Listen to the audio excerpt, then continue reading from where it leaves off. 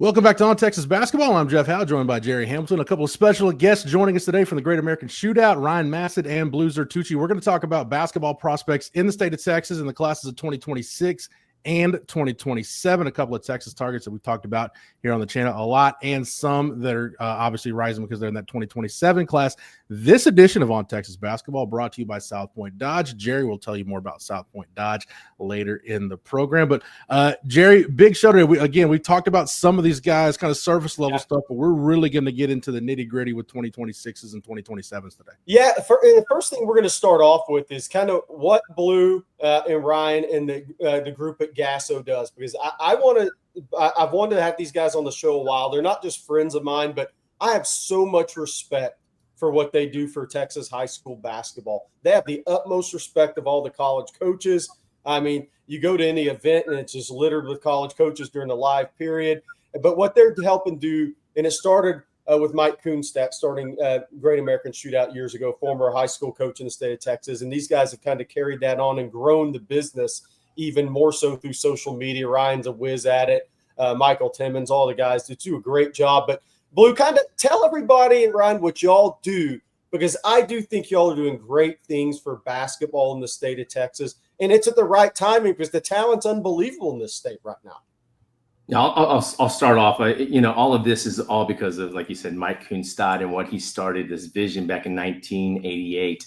And so I'm just, you wouldn't be talking to me without him, because he gave me a lot of, made me credible in this industry. And so one thing about what we have done is that we've always looked at a couple, the perspective of this is always, it's for all levels.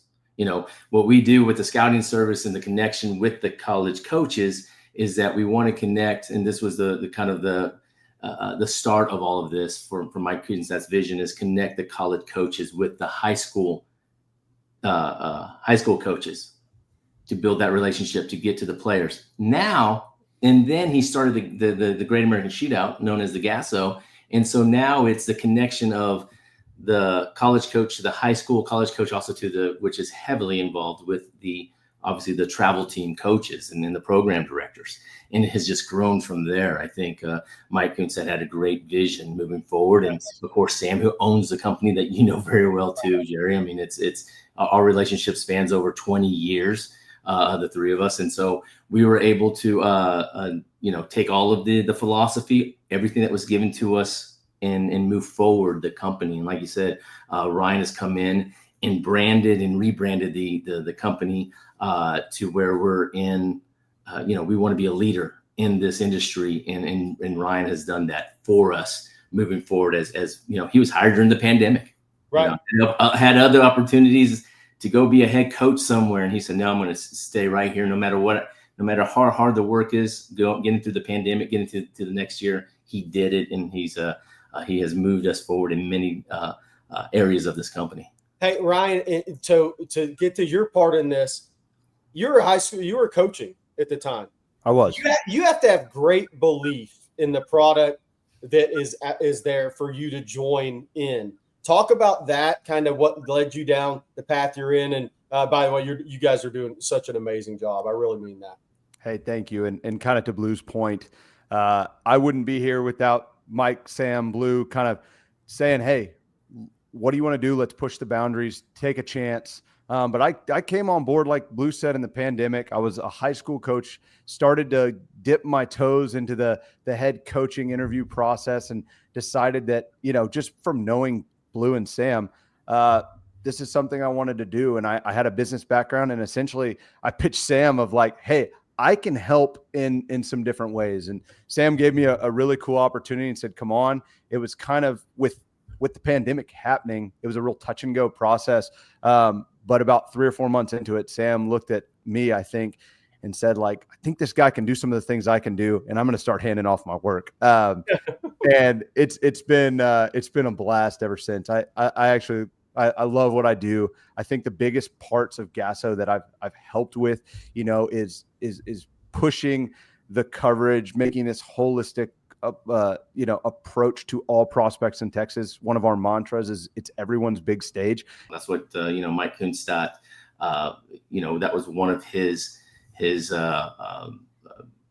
building blocks to this to all of this. And so I have, fortunately, I've been over here for 20 plus since 2001, 2003. I was like a gopher guy, and then I came on board in 2004, and so I've been with the company for I say 24 years, even though I had to stop at Texas A&M Kingsville recruiting and so forth, and so it's something that is it's hard work, I think, at times, to really sit there and go, hey, this kid can play this level. You're not always right. No. But I think along the way, a lot of players have benefited from our scouting service and what we do on the sidelines at an event, and how we can carry on that conversation year round. And so that's where I think that we really have hit the target, is that we're just not we have a tournament, then we look for the next tournament, and we kind of talk and send some hey, great standouts here and there. No, we really mean it, and then we track them throughout the entire year, and so that's why I think the business has grown also, and big thanks to like you mentioned earlier, Jerry, Michael Timmons, who does a fantastic job with the social. I was about to mention him before I go ahead, Ryan. Yeah, him and Lyndon and Tim. Yeah, Lyndon, Tim, everyone, our group is unbelievable, and I also. And so I don't know why there's a bad connection, but like with Lyndon and Michael, the day-to-day operations of what they're not just locked in a social media or an evaluator. They do so much for the company, and the one thing I can say Timmons is Michael has done is just like grown the brand on the side of the social media aspect of things. And so then you have Lyndon, and Lyndon has a background in communications and in journalism. And so he brings in a different flavor. But I've also said this about Lyndon, like that this guy we're lucky to have, because he could very easily be a national recruiter in his brain. He's young. He's like 28 years old. So it works a little bit differently than mine at 49 years old. So it's kind of amazing to see everybody and what we're good at, and how we have our talking points in the office, and how we get into arguments and go back and forth and say, hey, no, you're wrong. This is what I see. This is my experience. It's got to be like an NFL draft war room all the time. And that's everybody's opinion can't be the same. We've wanted to show that. Like, we've wanted to do a show about our rankings, kind of like the war room. But it's like, at the end of the day, it's like, I'm not sure. With high school kids, we really are passionate about like pushing the, hey, what is the good we're seeing in all these prospects? And so that really matters to us. I also want to push, hopefully I don't cut out, but the education piece, I feel like has been very important for the GASO team, of just pushing education of how recruits need to leverage their recruitment, and being able to, build that as GASO being the leader in the recruitment, expertise, the expert in the room about recruitment. So that's been really fun, but our team is phenomenal. I know Blue has alluded to it. Timmons rebranding of GASO. I don't know, he has a glitch. He doesn't. I want to say that's a glitch for sure. I want to say this before we get into some specific players, though. Yeah. And again, I give you guys ultimate credit for this, because obviously Texas is known as a football state, but basketball in this state is extremely underrated.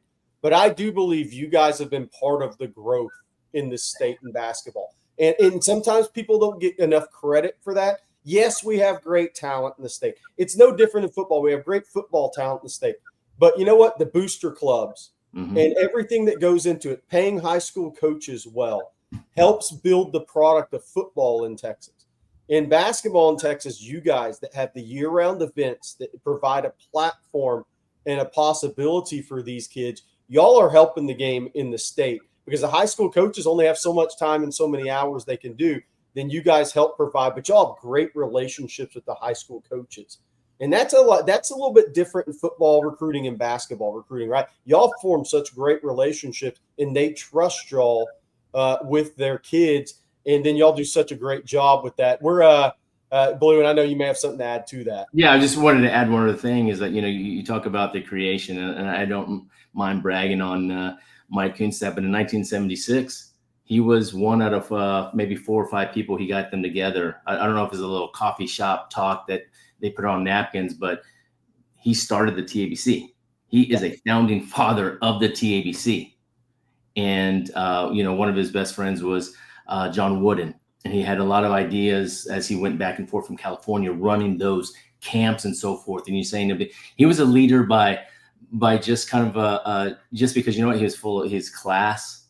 He had the right sense of like how to treat people and what he wanted to do. And I mean, there's so like we could write a book and talk about a book on him. But moving the state forward goes all the way back to the 70s when Mike was part. He was the founding father, and I think that he was probably the main one pushing for this. Yeah. So. All right, Ryan is back with us. As we get into talking about specific prospects, we're going to start in the 2026 class. Ryan, let's start with Austin Gooseby. Everybody that consumes content on our channel knows about Austin because his brother Trevor. Texas has been on him. He just picked up the Duke offer. But what can people that haven't seen Austin Gooseby play or only know kind of the surface level stuff, what can you tell the general public about Austin Gooseby? Man, Gooseby's a special prospect, period, in his story. I had the luxury of coaching him and Trevor on the same team, and they were a fifth grade team, but Austin was in third grade. So that should just tell you, kind of that should just give you the start of how Austin's been trending. Man, he is elite side to side. He's 6'5", really big guard. He is an actual big guard. A lot of people like to call themselves a big guard, but Austin is it. 6'5", 6'6". Really shifty side to side, has every scoring capability in his bag. But the thing I love about him is he's really patient, and it's a healthy patient. He's a great decision maker. He lets other people, if they're grooving, he'll let them play. He'll make plays for others. But when it's go time, man, Austin can go get you a bucket in any which way. And if you were at TABC, which is the biggest live event in really the nation, it's where all eyes are on Texas. He put on a show, scoring at the rim, scoring from deep, blocking shots, making plays for others. Special prospect, and he is our number one player in the 2026 class. And a little bit there, I'll add on the recruiting piece. And I was at a couple of those games, and phenomenal. And what Ryan said is so true. He has the rare ability to let the game come to him, but still dominate a game. And then you look up and you say, did he really dominate the game? Yeah, he kind of did. Yeah, he did, especially when it matters. On the recruiting side of that, I've mentioned before, I think Texas is a slight favorite. Duke is a real deal there. I think it could ultimately come down to those two schools. He's going to visit UCLA, Miami, SMU, a couple of others in there. He's got 7 official visits. If he takes them all, we'll see. But I think that one will come down to Texas and Duke. And I know, Jeff, we have Bryson Howard up next, I believe, who's come out of nowhere, really. I'll speak to Bryson again. Like Bryson, I got a funny anecdote about Bryson. He was I believe a sophomore or a freshman, and he was at Frisco Lebanon Trail. He transferred to Frisco Heritage, and he couldn't play varsity as a sophomore. So we didn't know about him. I saw him at our April 19 to 2021 event, I think 24 months ago. And I'm like, I saw him play. I asked one of his teammates, I was like, yo, who's that? Like, that guy's awesome. And Cameron Lomax, who has great recruitment around the country, was the teammate I was talking to. He was like, that's Bryson Howard. That's Josh Howard's kid. And I was like, makes sense. Looks like him. Got the body. Does all the things Josh does. Unbelievable in the mid-range. Maniac slasher, can get downhill, and just has this work ethic that I've heard from numerous college coaches that have gone to see him. His process, he's very process oriented, and the way he competes day in and day out. I had an idea this ascension was coming. I had a college coach reach out to me and said, hey, give me 5 prospects in the 2026 class who are not in the top 10 right now, who can make an astronomical rise. And he was numero uno on that list. I said, it's all just got to come together. And boy, has it. Put on a show at TABC, 37 points. And here's the key about Bryson. I think he has the makeup of being one of the most elite defenders in the country. He can guard 2 or 3 positions. I would say the 1, 2, and 3. And he's just relentless. And he's one of those guys who's just like, you lock him in a closet with someone and he's coming out. Yeah. Like, he's that guy. Like, he's gonna win. He's gonna win the war. And he's the guy that you want to go to battle with night in and night out in the SEC. Blue, as we move to Bo Ogden, I'll ask you the same question I asked Jerry a couple of weeks ago about Bo Ogden. Obviously, just transferred to Westlake. He'll be playing a senior season at Westlake. Does he shoot it better than Chris did back in the day? And if he checks that box, what else does Bo Ogden bring to the table? I think there's a lot of things. Hey, Blue, I already said yes, so you won't get hit by Yeah, Augie. no, I'm gonna say sorry, Augie, but there's a lot of things that I think that Bo just possesses. Just the foot speed, the movement. I don't know if this is going to happen or if this could happen. Is that could he be a Mr. Basketball? And then we have a father-son Mr. Basketball in the state of Texas through TABC. We shall see. I mean, when you talk about Bo, you've seen this. This development, he has never plateaued. As his body has grown, as his game has developed, you see this guy with a lot of just. I would take him, I think, in the back alley and have him on my team if I need to get into a fight, because he is that type of guy. The toughness, that's kind of a rarity with a guard. The toughness that he brings to the court, and not just the ability to shoot the ball, but you know what? When the shot's not falling, he's the type of player who's going to go rebound. Nobody talks enough about his defense either. His long, rangy body, he's able to hit some gaps, make some big plays, of course, pass the ball up court. He's a gamer. He wants that big play, so he'll do it on either side. He doesn't just need to, he goes out to the taps and wins the taps on a last-second buzzer beater. But, if that was to stop a play and make a block or alter a shot or make a steal, he wants that moment. And I think that that's a lot of what's going on, like with his recruitment. I mean, that's why he's heavily recruited by Purdue, Virginia, Texas, and what's the other one? There's one more. Kansas. Now Kansas came in. That's a fifth one. So, he's going to have some decisions to make when it comes to recruiting. I don't think it's just as cut and dry. But Sean Miller, I talked about in another show that I was on a couple weeks ago. Sean Miller hadn't had the opportunity to see any of the recruits. That's right. Other than maybe a day in May, because he had a function he had to go to during the open period. So now that he has seen Austin Gooseby, he has seen Bo Ogden. Those are the kind of players that can also play together too, because they're not gonna. Bo just doesn't dominate the ball. I mean, you can put him alongside with Austin and go get a lot of stuff done. So now I think you're starting to see the process of Texas recruitment come together, because Sean Miller has sat down on the sidelines for multiple games to watch these kids. And he's recruiting winners. Period. End of story. And by the way, sometimes I say the best compliment you can give a basketball player or a guy in football, and in this case in basketball, I see Bo as a Final Four player. He's a guy that can help you get to the Final Four because he does all the things that Blue talked about. You don't have to fill the stat sheet with scoring one game. It can be making plays without the ball. It can be cutting. It can be defending. It can be grabbing timely rebounds. It can be getting on the floor. It can be competing with guys who 2 inches taller than you, and you play even with them in a game that really matters, right? But I think Bo, and again for the Texas fans, will Texas be tough to beat? Yeah, probably. But Virginia, Kansas, been to Purdue twice. Stanford's in the mix. There's more schools that have come into the mix late in this process. And one of the things that's kind of tough to be Bo Ogden is when your dad's the GM of Texas basketball, everybody just assumes you go there. So he doesn't have the number of offers he should in this process, guys. Oh yeah, and TABC also is a magic pill, isn't it? Yes. When you sit there and you talk about the couple that have come in, is not late, because I really tell people a lot of times that the 2026 class really gets their due when we get to the TABC in late June. And so, we know these college coaches aren't sitting on the sideline in November, December, January of these kids' junior years. They know who the top teams are. We're talking about the top players, so they know who they are. But to really sit down on the sidelines and watch, I really believe it starts at TABC. As we shift to talk about 2027s, Ryan, Dawson Battee's a guy we talked about here on the channel. Son of Derek Battee. He's Tony Battee's nephew. So there's obviously some basketball in his blood. What do you like about him as a prospect, though? Yeah, and his brother actually went to Temple. I'm not sure exactly where he transferred to, but I know he was in the portal. But man, it's a basketball bloodline, and quite frankly, Dawson is one of the highest floor prospects that we've had in the state. I mean, this kid, I saw him as a rising 8th grader going into the 9th grade at TABC at 8 in the morning. I was the only one on his court, and I was like, "Who is this guy?" And he was playing for Plano West. He and his brother, we had him, I think, top 12, top 13, but he was known for his motor and just like being aggressive, getting rebounds, putbacks, a lot of that stuff, high flying athleticism.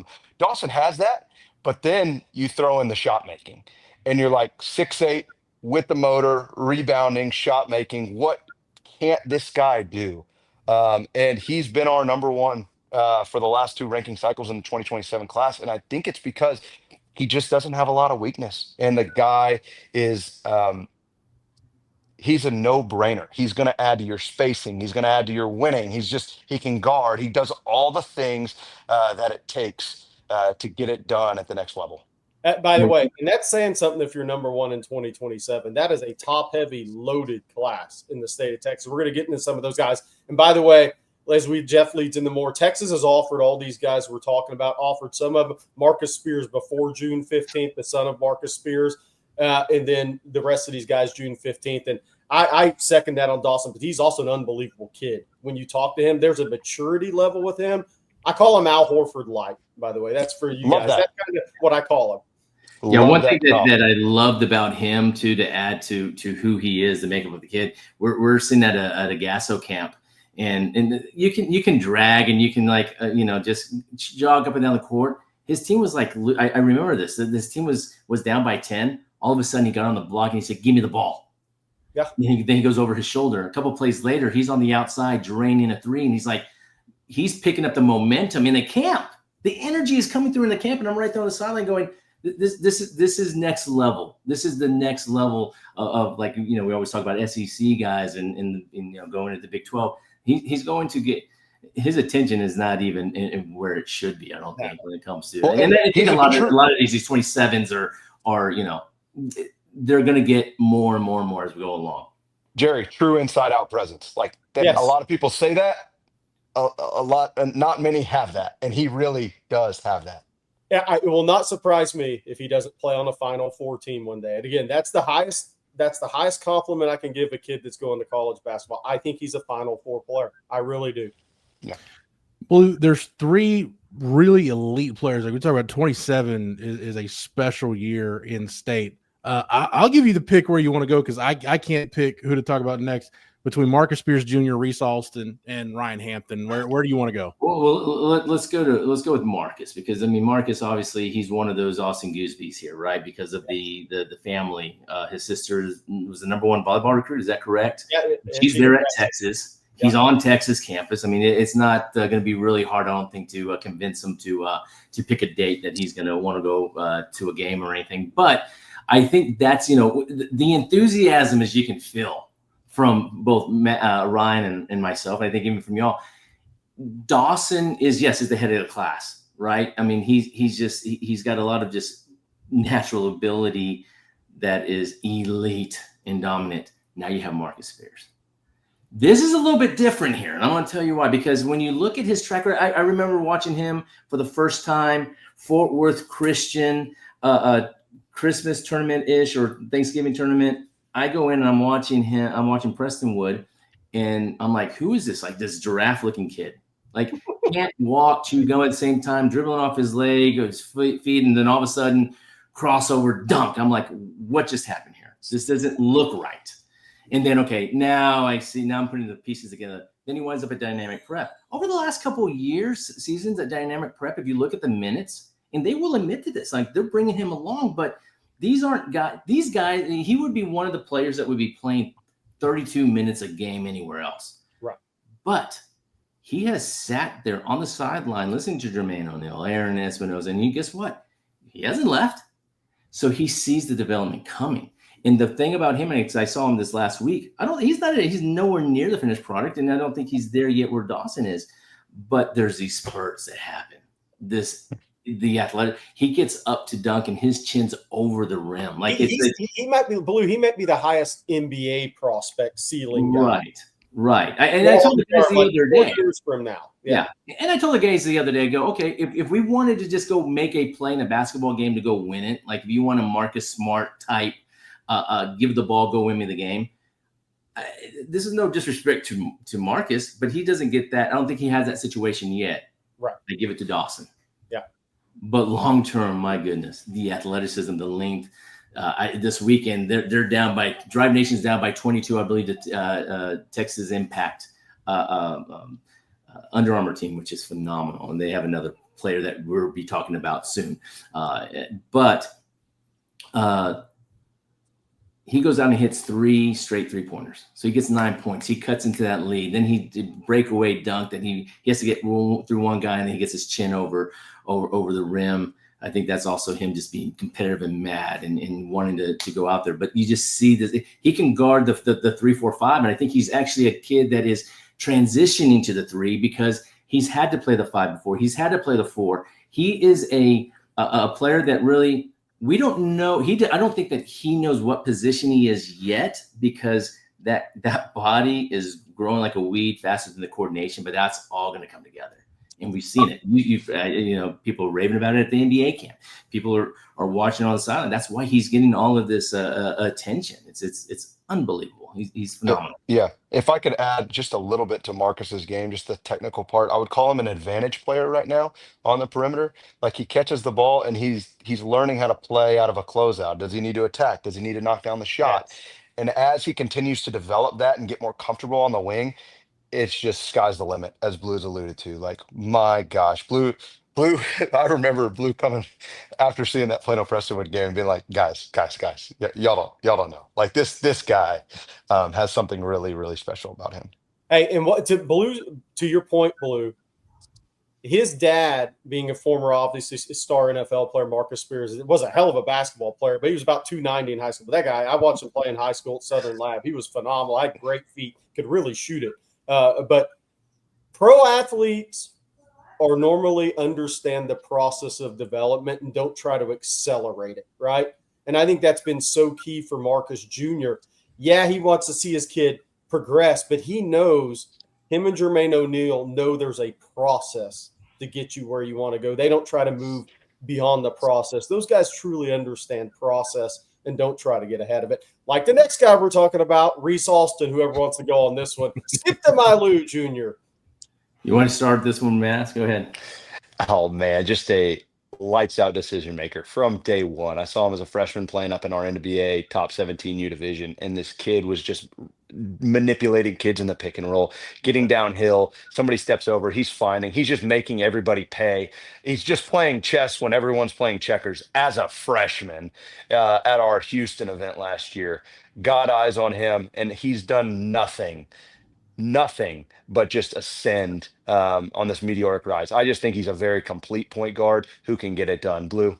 Yeah, I think his ability to create space it's hard to guard. I've seen guys that they wind up lunging at him. If you're backpedaling and he's coming for it, you're dead. You're done because he can get to the hole so quickly and he can those touch passes. With Second Baptist, I have to also give a shout out to his head coach, Taylor Land. Taylor Land, a former college coach, steps down from that to go to Houston Baptist. And so this is funny enough that you brought this up.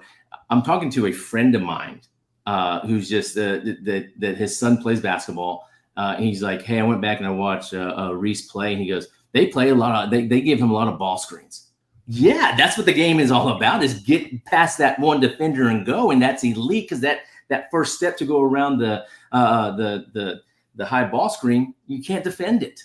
You have to go over the screen. You have to go over the screen. You're on automatic disadvantage. Kids don't know that at this level. And so he takes advantage. They're taking advantage as a coach and as a player over his strength right now.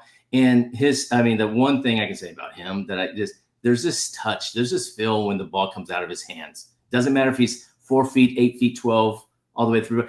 There's just something that just looks different.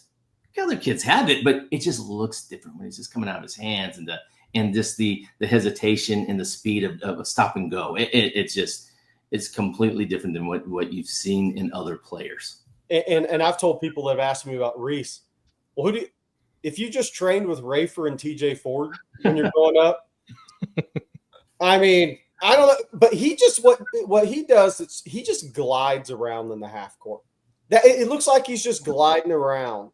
And to your point, Blue, if you're under 6'3", you better have one hell of a floater if you want to play in the NBA.